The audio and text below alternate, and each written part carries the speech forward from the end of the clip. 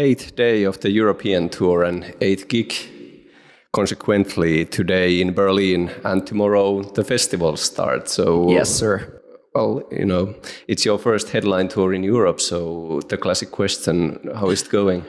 Honestly, it's been crazy for all of us because since we started kind of promoting this whole tour, there were two things in mind. Number one was obviously the fact that we've been a band for about 10 years, over 10 years now, but still these are the first headline shows that we're doing in countries like Germany that have always been so good to us. We've been there, hundreds of times supporting other bands, doing festivals and stuff. So initially we weren't fully sure how the reaction is going to be. But, after the first couple of shows, we were like, okay, there was no need to stress this situation at all because just, the crowds have been bigger than we ever could have imagined. There's amazing fans that have come to every single show, and it's just been, doing 90-minute shows for this many days in a row is a very new concept to us. So honestly, it's been better than we ever could have imagined, and it's good to get that kind of it's good to get that reassurance that we're definitely on the right path, and we can do this again very soon, I hope. So it's been good, man. Thank you. Yeah, what better place actually to finish the tour than Berlin, but like 8 gigs in 8 days. How are you feeling? I mean, honestly, super good. Like, obviously, doing so long and energetic and intense shows as Lost Society obviously always does, it does take its toll on your body. But, as I was telling you earlier, I'm just doing tea with ginger and stuff like that. So that will break anyone's fucking rock and roll dreams and everything. But, when you take good care of your body will be happy and it'll deliver night after night. So, it's a new situation, but, we're relatively young at this point anyway. So fuck it. I think if there's ever a time in our careers that we can do 8 90-minute shows in a row, it's going to be now. Yeah, let's go to the music. If the Sky Came Down album came out last year, just a couple of years after No Absolution, and there were, this thing called Corona and all that shit. So from what kind of ideas and, starting points did you start with the new album? Well, honestly, I feel like, honestly, reminiscing about all of that shit that fucking happened in the last 4 years kind of feels like a fever dream for me, and I think a lot of other people. But, kind of after No Absolution came out, which I always like to say this, that I still don't think we would have postponed it at all, even if we would have known what was going to happen in the world, because I feel like people had a decent amount of time to kind of get related to the record. They got to listen to the record, etc., etc. But I feel like if the Sky Came Down, it's a record that I've been very open about what it's about. It's about just basically my struggles with mental health, and the album was kind of written from a perspective that this is going to be the last piece of art that I leave to this world. And I feel like in a way it sort of happened very naturally. There was something very organic about the writing process, because I literally just said to myself, I don't give a fuck. It's like, whatever people are expecting us to do, I do not care. This is literally all I have to say. It's all I want to leave into this world. And that's how the whole record happened. And, looking back to it and singing these songs with people, I'm really happy about the fact that, it's not like I'm getting up on stage night after night and just, kind of bleeding out all of those fucking wounds that I've tried so hard to kind of cover and heal. It's more like we're celebrating life. We're celebrating the fact that we're all here. And, I know that I'm not the only person who suffered from a lot of shit during those last couple of years. So I feel like, what I gave to the world is something beautiful and something that we can all kind of, it makes us all stronger together. And that's essentially what If the Sky Came Down is all about.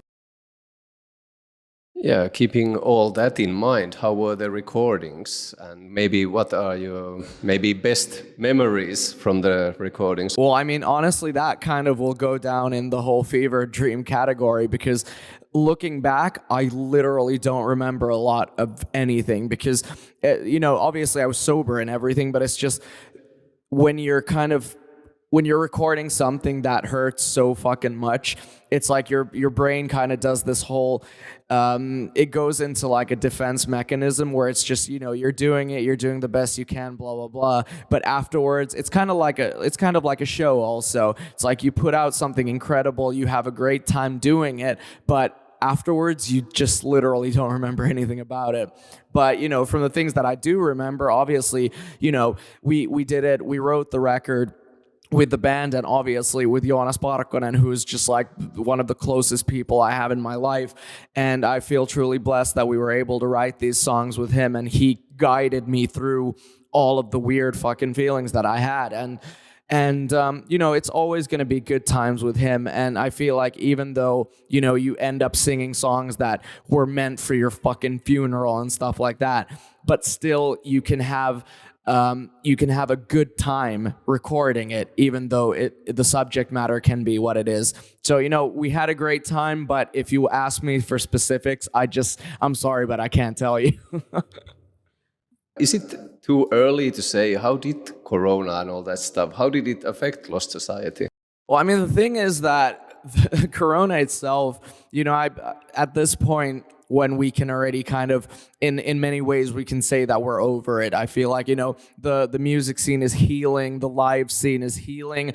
Obviously, there are deep wounds that will take very many years to kind of, start getting better. But I feel like now I can say that Corona itself, obviously it destroyed all the possibilities we had for promoting our new record. And that's obviously always the worst thing.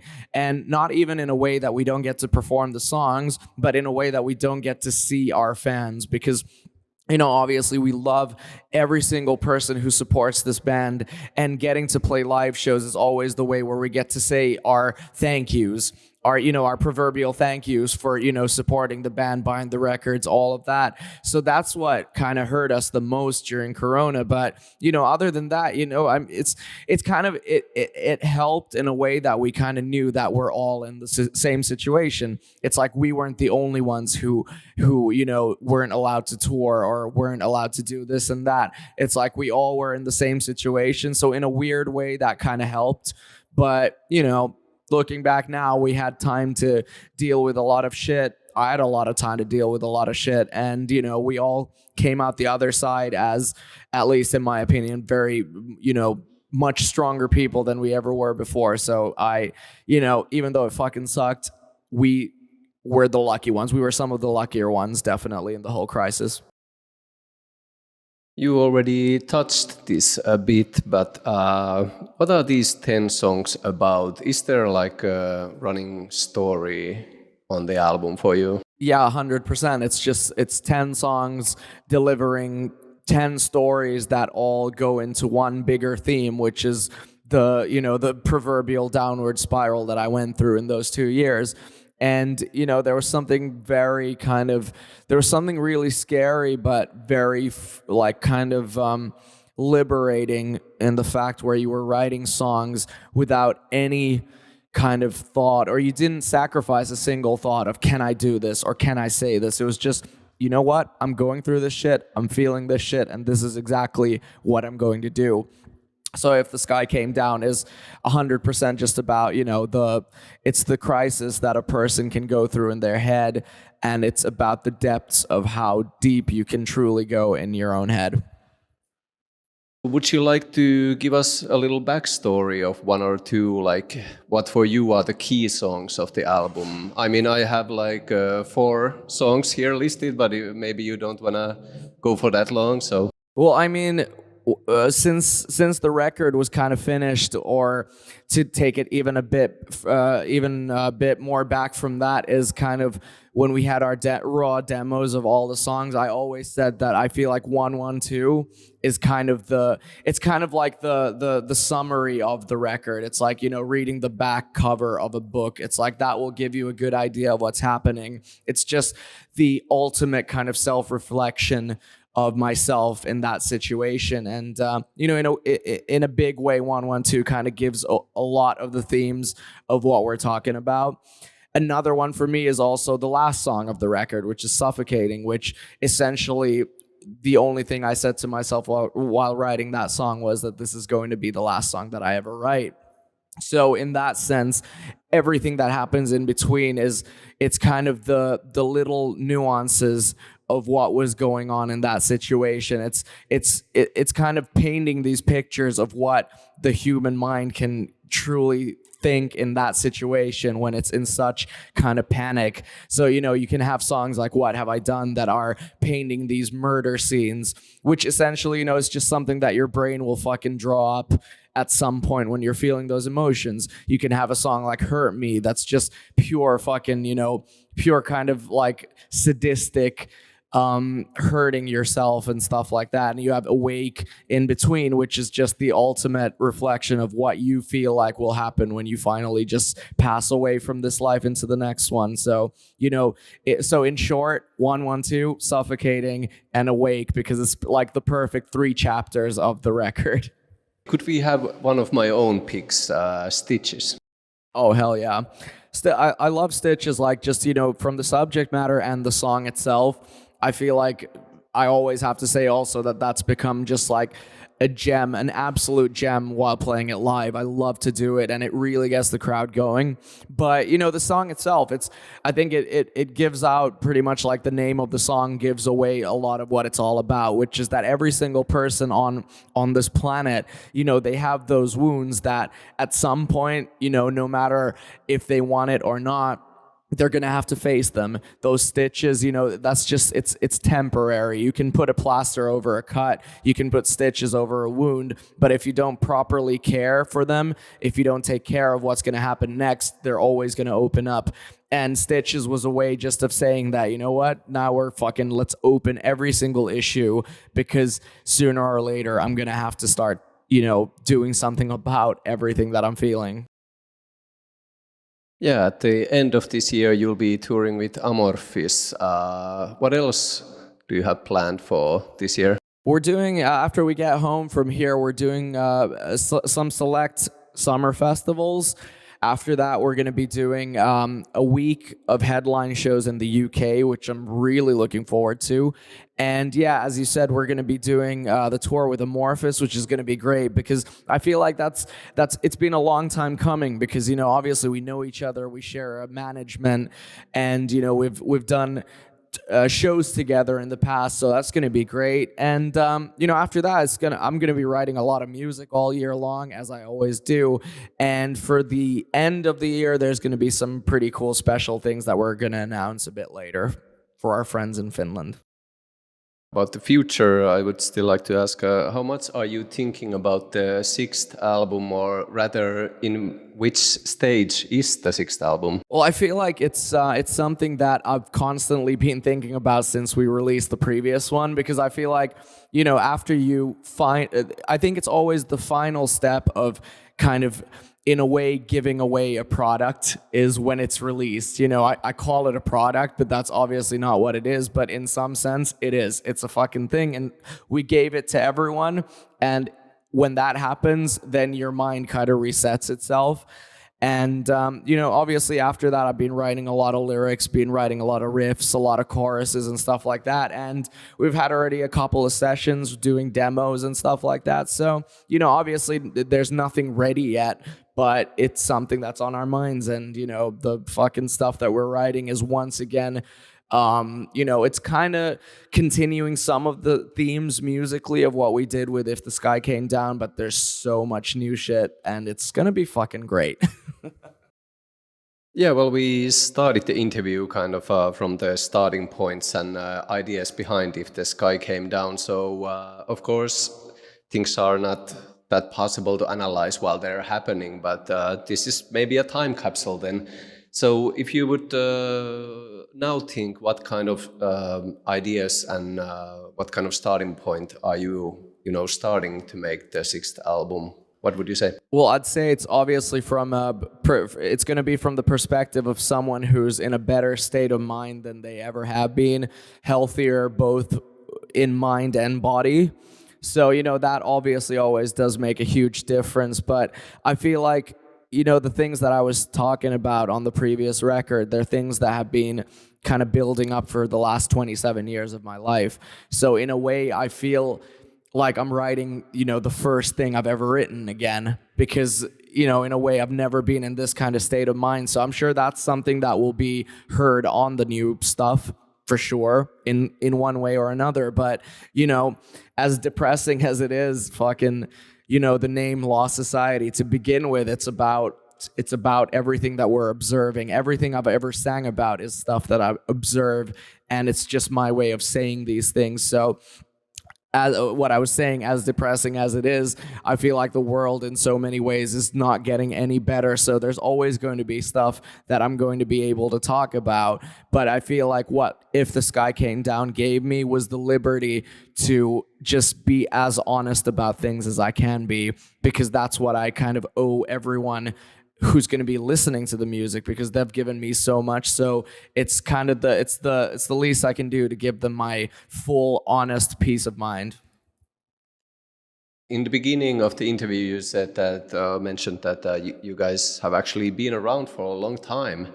So what are the first things that come to mind when you reminiscence about the demo years, like 2010, wow, 2012? Honestly, the thing that always kind of baffles me still at this stage is that we didn't play too many shows before we actually kind of, broke out in some way, because, I was underage. So we got the rare fucking, bar show here and there. But I felt like it was I always said to the guys, we're going to do band competitions because, bars won't take us. And there's only so many fucking youth centers in the middle of Finland that we can invade. So, we did a couple of band competitions, and I always will remember that being the turning point for us. But what a lot of people kind of who have just observed the fact that we did, a couple of band competitions, then we got signed to Nuclear Blast, what they forget or what they don't maybe know is that we spent, we did our 10,000 hours at the rehearsal place. We were there night and day, 7 days a week, every day after we got out of school until the fucking nighttime. And I feel like, for all those people who, simultaneously the people who are like, oh, you got everything so easy, and to the people also who are like, how can you guys be so tight live? For both of those people, I always say, well, we practiced together night and day. So honestly, that's the most important thing that, that I always think about. And I fondly do think about it, because obviously now when we're a bit older, we've all done our 10,000 hours together. So we don't practice constantly. We still do, but not to the extent that we did back in those days. So that's something I'm always going to look back at, and smile about the fact that we saw each other more than we saw our families at that stage. And I mean, we still do in a way when we're touring, but fuck it. That was over a decade ago. So what are the biggest differences, from the salad days till today? Honestly, I think one of the things that pushes us forward constantly is the fact that in so many ways nothing has changed. We've always been sober when we go on stage. We've always maintained our kind of professionalism towards what we do. We don't like to fuck around. It's like when we have a show, we know that there's, it's one person or 10,000 people who have paid a ticket. So we're never going to take that for granted. Every show we play is going to be a fucking stadium show. So in so many ways, nothing has changed. But, it's just realities in a way. It's like we know what we're doing. And we also know that we have to trust our instincts with everything, because that's what we've always done. We played thrash because we love to play thrash. We started doing melodic choruses because we love melodic choruses. And, we fucking wear makeup because we like makeup. It's like, I feel like our job is just to be exactly who we are, because in that way, no one else is going to compete with you, because no one else can replicate what you are. Mixing thrash metal with melodic influences and makeup. So isn't it time you guys get your own genre? Exactly. But that's the thing. I have always said from day zero, I've said we play Lost Society. It's like, that's the only genre that I fucking need. It's like, because I feel like, you know, when you get to the stage of being Metallica or Slipknot or fucking Limp Bizkit or whatever, well, Limp Bizkit, they kind of invented a genre in that sense, but, you know, you never call Slipknot new metal, progressive, you know, heavy, whatever the fuck you call it, Slipknot. Same with Metallica. I've always liked to think it's Lost Society, pure and simple. We do whatever the fuck we want to do. Like a criminal.